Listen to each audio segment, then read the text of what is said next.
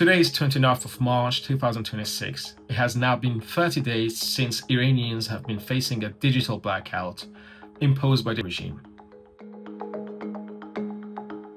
NetBlocks shows that the internet access for Iranians is now still at 1% of the ordinary levels. This is the longest the Iranian regime has cut off the internet to Iranians. This isn't the one-time thing. They've done this before. In 2019, when the so-called fuel protests happened, they cut off the internet and they killed more than 1,000 people. They already had a system in place to cut off the internet, cut off Iran from the world, so nobody can see what is happening inside. So it happened in 2019. It happened during Mahsa protests in 2022. Then during the 12-day war, during the January protests as well, when they committed a mass massacre of Iranians, thousands and thousands of Iranians in 2 days. They again cut off the internet. Now, after 30 days, this has been the longest ever digital blackout imposed by the regime. However, it's not everyone who don't have internet. The Iranian government spokesperson a couple of weeks ago admitted that some people will have internet. در مورد اینترنت تلاش بر این شده که با توجه به اینکه طبیعتاً ملاحظاتی وجود داره، تلاش بر این شده که به خصوص برای افرادی که میتونن صدا رو بیشتر برسونن امکاناتی فراهم بشه و لذا این موضوعی که از موضوعاتی هستش که هم مورد مطالبه هم مورد پیگیری بوده. In Iran, they call it people who have white SIM cards. They are known people.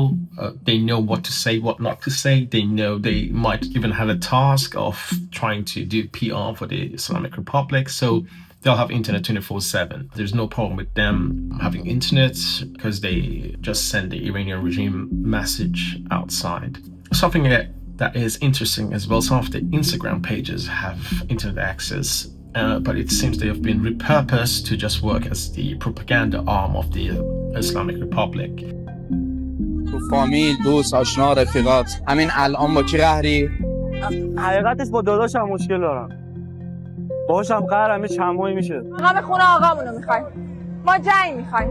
ما سازش نمیخوایم. ما ذلت نمیخوایم. ما مردم آزاده‌ای هستیم. And if you look at some of the pages, they have Arabic subtitles, they got English subtitles, and they've really started getting into the gear 3 weeks ago or 4 weeks ago when the war started. They seem to be using the same professional protesters or actors. خبر به درک واصل شدن اسرائیل و آمریکا بیاد، میخوام توی این میدونا چل بکشم. من این پرچم آتیش میزنم. من اینجام که این کلمه الله این وسط بمونه. صدا مشخصه دیگه. پدرمون از دست دادیم. پدر مملکتمون رفته. آقامون اومدم گردنمو میزنم ولی اجازه نمیدم یکی مثل آمریکا و اسرائیل بیاد توی اگه جهش تو ظاهرش ایجاد شده ولی ذاتمون غیرتمون تغییر نکرده. کسی رو از دست دادیم که عزت ما تو دنیا، شرف ما تو دنیا،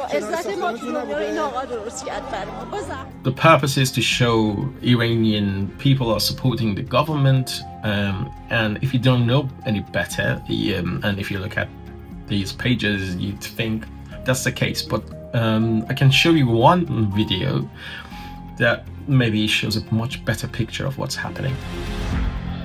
So in this video, you can see the regime supporters are having a blast in the streets. You can see their number isn't that great. But what is terrible, then you can see two people with guns are looking at buildings. Then people inside the buildings are shouting slogans against the regime.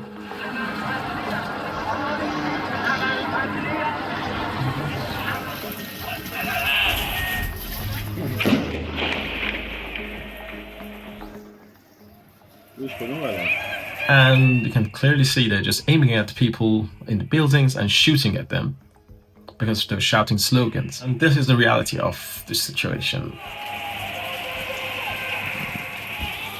If you remember Arakchi, when he was asked by the CBS news anchor that why he has internet but other people in Iran can't, he said he's the voice of Iran. The Iranian people don't have open internet access, but you do.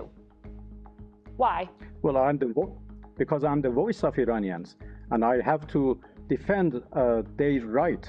So this is why I have access to internet to just I hope we can find a way to provide internet to Iranians inside Iran.